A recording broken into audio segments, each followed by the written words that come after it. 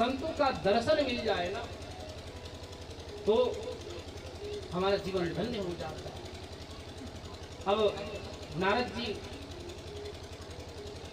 उनके पास गए।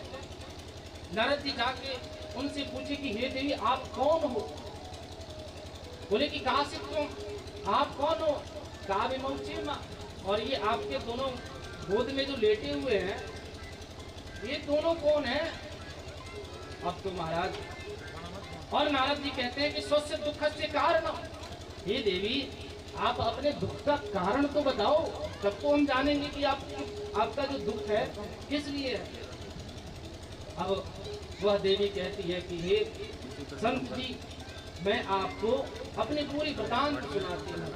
और वह कहने लगती है, अहम भक्ति जिज्ञासा किमौ में तनयौ मतौ ज्ञान वैराग्य नामानौ काल योगे न जर्जरौ। महाराज, वह देवी कहती है कि अहम, लेकिन ये जो दोनों मेरे पुत्र हैं इस कलिकाल में, आज का जो समय है लोगों के अंदर खूब भक्ति है, भक्ति खूब नहीं है। जहाँ भगवान का भजन सुन लिए अपने अंदर भक्ति उत्पन्न होती ही होती है, लेकिन वृद्ध यदि कोई है तो वो है भक्ति के दोनों पुत्र ज्ञान और वैराग्य। लेकिन भक्ति भी ज्ञान के बिना अधूरा है और ज्ञान भी वैराग्य के बिना अधूरा है। ये तीनों यदि एक व्यक्ति में मिल जाए ना फिर तो उसका पूछना नहीं है। महाराज, भक्ति हो ना तो भक्ति के साथ साथ ज्ञान होना चाहिए, ज्ञान जरूरी है। और यदि हमारे अंदर ज्ञान है तो उस ज्ञान का हम उपयोग करें, ज्ञान से वैराग्य को प्राप्त करें। तो आज का जो समय चल रहा है यहाँ पे भक्ति तो नहीं है, लेकिन उसके दोनों पुत्र ज्ञान और वैराग्य ये नहीं। लोग अपनी संस्कृति को छोड़ते जा रहे हैं, ज्ञान की तरफ कोई जाता ही नहीं। लेकिन वहीं विदेश के जो लोग हैं, आज हम ये जितनी ज्ञानवर्धक बातें हैं हमारी संस्कृति में ही तो है। जब हम संस्कृत को पढ़ेंगे, कोई ऐसा पुराण बता दीजिए जो हिंदी में हो, भले उसकी भाषा टीका की जाती है, अर्थ निकाला जाता है, लेकिन सारे के सारे वेद पुराण शास्त्र सबके सब संस्कृत। तो हम केवल इंग्लिश मीडियम स्कूल में पढ़ेंगे तो फिर संस्कृत कब जानेंगे? पहले शायद थी कि संस्कृत अनिवार्य विषय थी, लेकिन अब संस्कृत अनिवार्य नहीं, इंग्लिश अनिवार्य है। लेकिन बिहार में आज भी संस्कृत है, अनिवार्य विषय है। तो बिहार में आप जाइएगा तो देखिएगा बिहार का व्यवहार, बिहार में संस्कृति है तो अपनाएंगे, तब हम ग्रंथों को पढ़ेंगे। जब ग्रंथ को पढ़ेंगे तभी तो हमारे अंदर ज्ञान आएगा। महाराज, अब देवी बोली, ये दोनों मेरे ज्ञान और वैराग्य पुत्र हैं। हे नारद जी, मैं इस देश में नहीं रहना चाहती। बोली कि क्यों? बोली कि इस देश में रहने से क्या फायदा?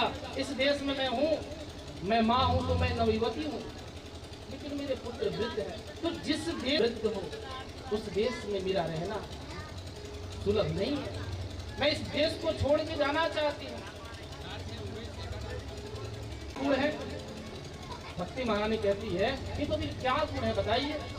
अब भारत जी कहते हैं कि देवी, यत् फलं नास्ति तपसा न योगे न समाधिना तत्फलं लभते सम्यक जलौकी सब कीर्तना।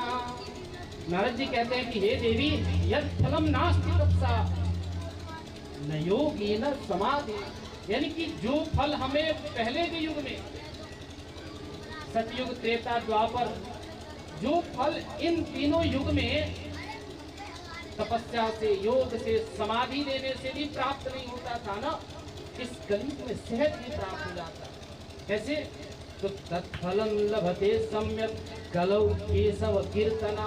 इस कली काल में, इस कलयुग में मात्र केशव का नाम ले लो, गोविंद का नाम ले लो, राधा वल्लभ का नाम ले लो, बस वहीं पे आपको भगवान की प्राप्ति हो जाती है। तो इस कलयुग में ये गुण विद्यमान है, इसलिए उन्होंने इसे रहने दिया, उच्च स्थान दिया है कलयुग को। इस कारण से कलयुग केवल नाम आधारा, सुनी सुमिरी नर उतर नहीं पाता। कि कलयुग में केवल नाम जप करना ही आधार है, मूल आधार है। नाम जप करो, कलयुग केवल नाम आधार, सुमिरी सुमिरी नर उतर नहीं पाता। भगवान का नाम सुमिरन करने से ही बड़े बड़े तपस्वी, अरे बड़े बड़े डकैत भी तर गए।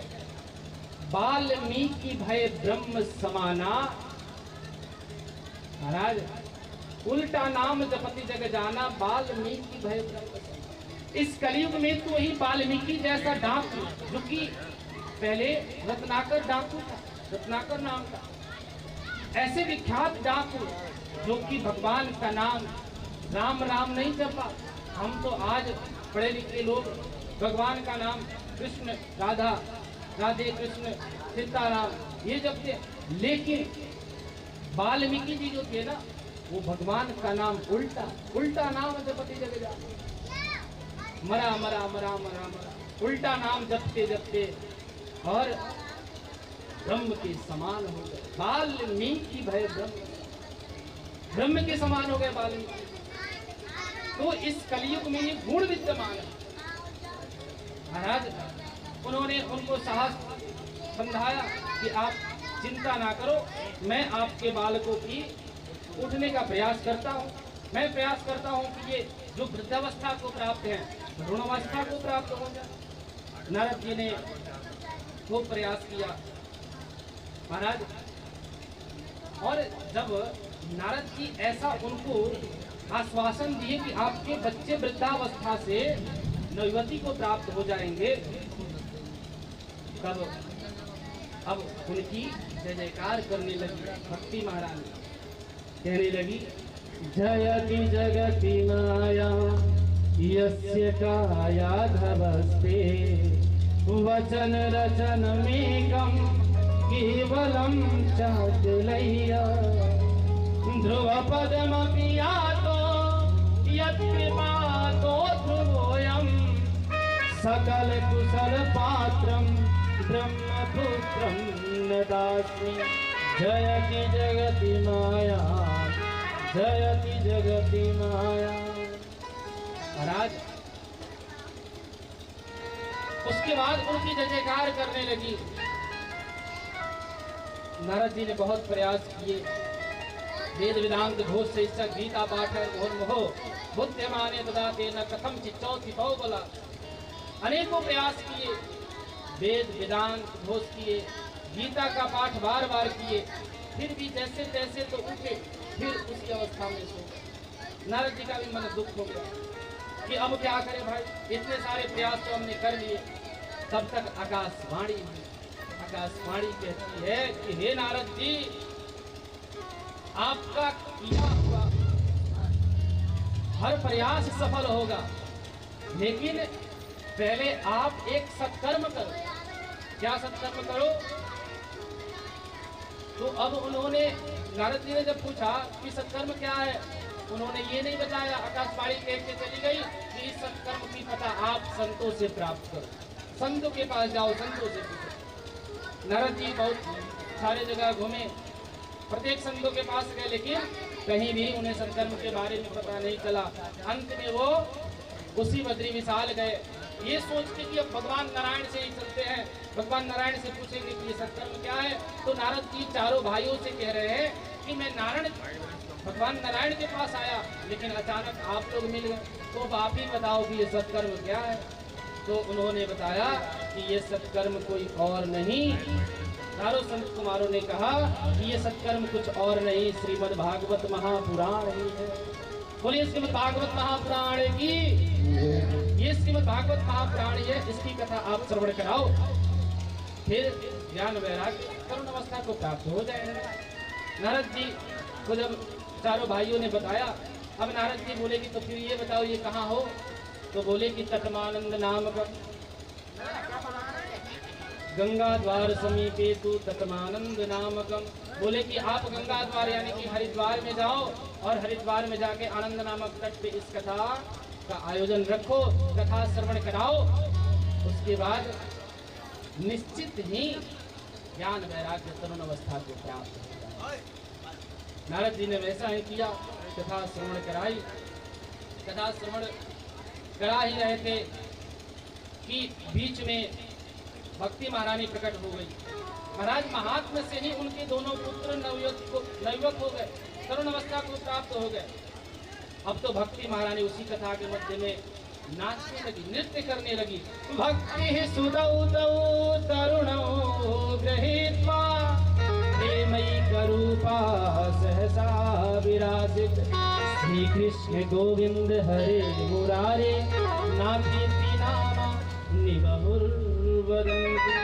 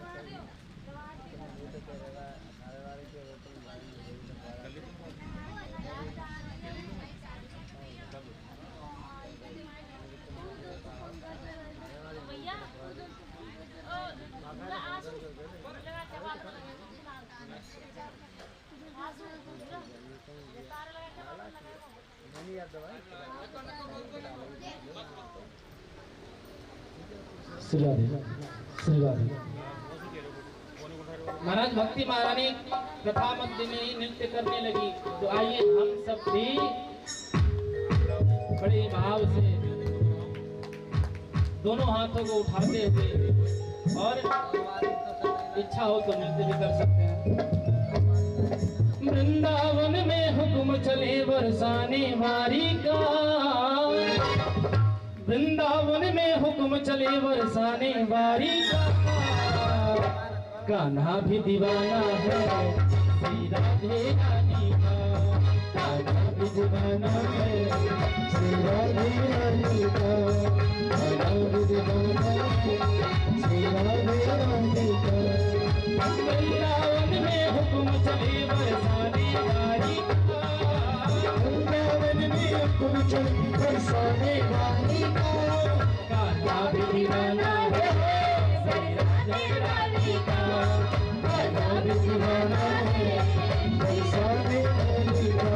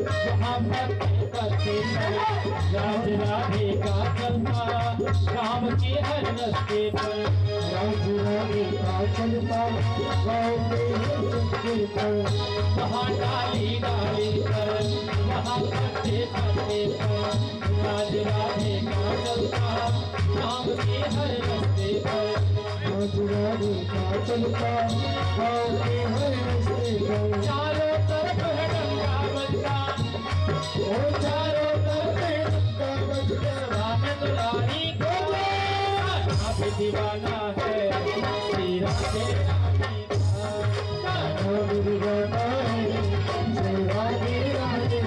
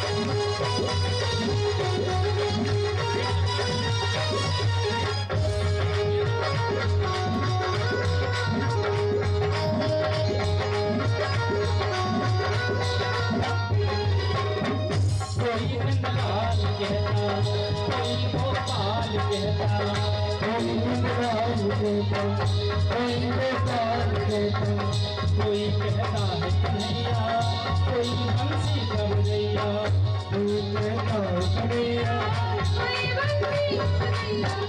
कोई नंदलाल कहता कोई गोपाल कहता कोई कहता है कन्हैया कोई बंसी कन्हैया नाम बदल कर रख डाला उस कृष्ण मुरारी का बदल कर रख डाला उस कृष्ण मुरारी का नाम दीवाना है सही दीवाना है श्री राधा रानी का राधे राधे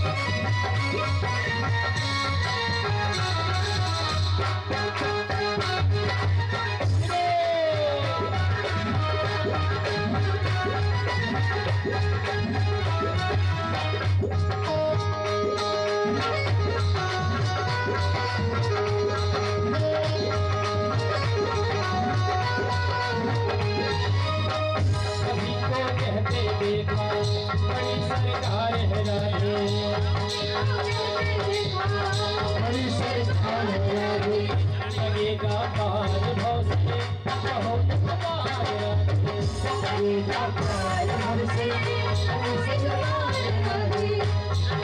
बड़ा गजब का रुतबा है ओहो सरकारी का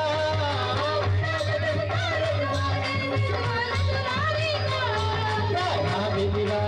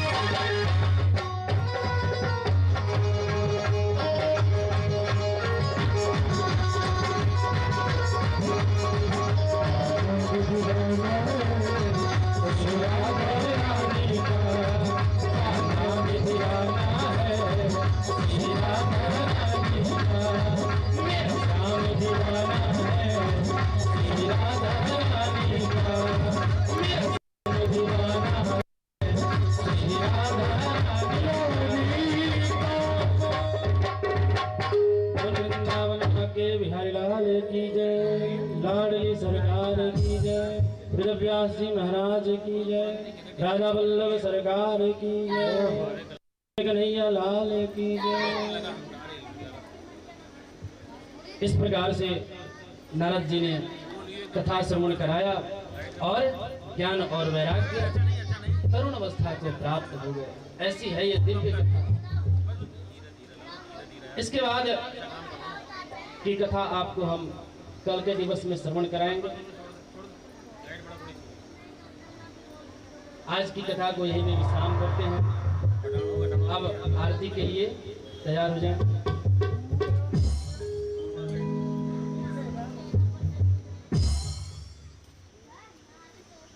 बंद कर दियो रे। बंद करा।